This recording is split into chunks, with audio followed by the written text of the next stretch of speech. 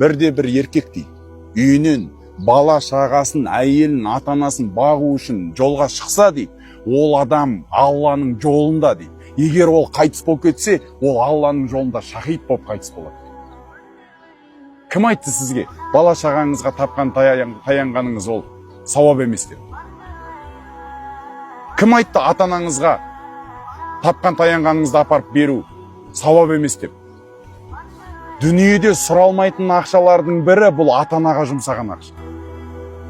Сұралмайсың қияметте ол ақшаны. Тек қана сауап қана болады ол. Ата-анаға жұмсау. Бір кездері ата-ана саған қызмет жасады. Енді кезек келді, сен ата-анаға қызмет жасайсың. Кезінде ата-ана саған куртка алып берген, енді сен ата-анаға куртка алып бересің. Кезінде ата-ана сенің аяқ киіміңді, қыстығыңды, күздігіңді, жаздығыңды алып берген, енді сен тура солай оларға алып бересің.